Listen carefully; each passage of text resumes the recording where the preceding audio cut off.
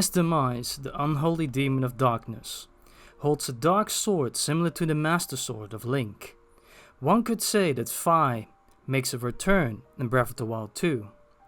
But this darkness has also fled into a different weapon that we see throughout the series. This weapon, called the Trident of Power, is the next unholy weapon of Ganon, the Demon King. And this weapon is what he uses to bring ultimate destruction. And it might reappear again as well, just like Fi in Breath of the Wild 2.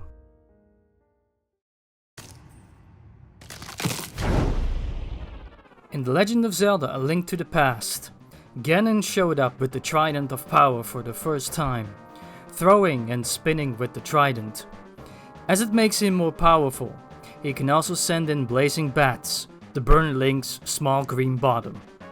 It is here where this weapon became one with the Dark Beast.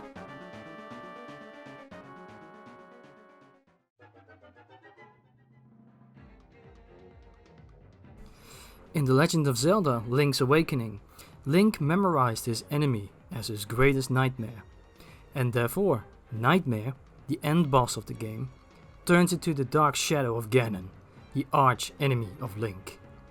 Similar to Link to the Past, Nightmare Ganon uses the same style of fighting as before, but as we all know, this was nothing but a dream.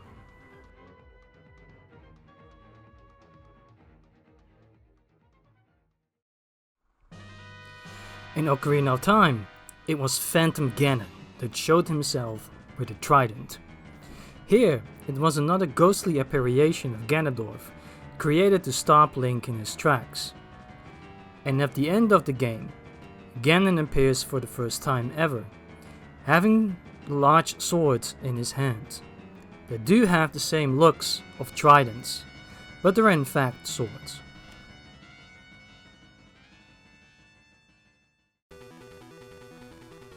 In Oracle of Ages and Seasons, when both played together, as these games were supposed to be 3 games with the last one being the Seed of Power, Ganon appeared once more.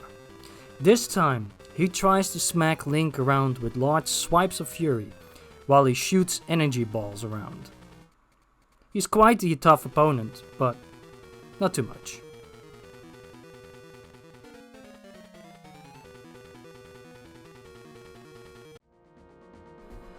Four Swords Adventures. Here we see the actual force of the Trident of Power. This time it has a black color, and Ganon appears to look more evil than his prior forms. In this game, the Trident has more power, and it boosts him up compared to the other games.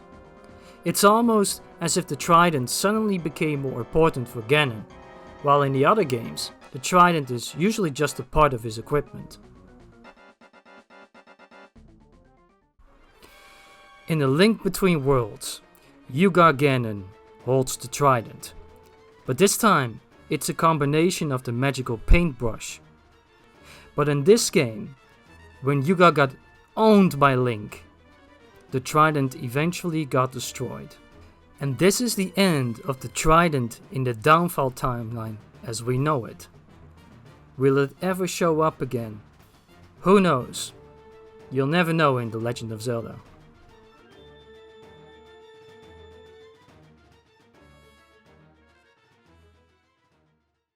Now, if we look at all these events, it seems that the Trident has appeared more in the handheld games, or the games within the Downfall timeline. Phantom Ganon doesn't really count in Ocarina of Time, as it wasn't a real one. And in Four Swords Adventures, the Trident was somehow one of the most important key plot elements, as a new Ganondorf had risen to claim this evil weapon. But for me, Breath 2 to make sense, that storyline must be taking place before Four Swords Adventures. In Breath of the Wild, Tridents seem to have appeared more frequently, with each race, Gerudo, Hylian, Zora, all creating Trident-like weapons. And yet, none of them seem to look like the one Ganondorf has on the mural. There are other games in the Legend of Zelda series that we could talk about, but most of them seem not to be important to the canonical timeline, like this Zelda's Adventures that has like Shao Kahn as Ganondorf. Do me a favor and please do not play this particular game, because it sucks. Anyway, what is strange to me is that Nintendo somehow wanted Fi and Ghirahim to be the same, two swords but from the opposite sides. This always gave me the feeling that Ghirahim, just like Vati, still exists somewhere, as Fi also still exists inside the sword. Maybe the Trident of Power that belongs to the evil that is Ganon has now a mind of its own. It would be a complete plot twist if Vati is now a part of the Trident, calling for its master, similar to Fi in the Blade of Evil's Bane. As the sword eventually breaks in Breath 2, and the gauntlet on the arm of Link fuses with him, this could potentially become some kind of new relationship between Fi and Link, as Fi and the evil within was unleashed upon Hyrule. It would create a new and at the same time an old plot that has been haunting Hyrule since its beginning. And as Link has to repair the sword again, a newer version of the Master Sword could potentially arrive, with even being the start of the Four Sword. And the new arrival of the Minish that somehow got cut off from Hyrule, which was in turn the war that happened 10,000 years ago. To me, with the evidence that we have, is the only way for everything to make sense. With Zelda calling the hero of Twilight, but with Four Swords Adventures already having a different Ganondorf that turned and eventually beaten by the Four Links, this can only mean that the Ganondorf in the trailer is a complete new form. Or this takes place before Four Swords Adventures, ready for the Trident to call his master once again. And while the Trident shows up once more, the Trident does not require batteries.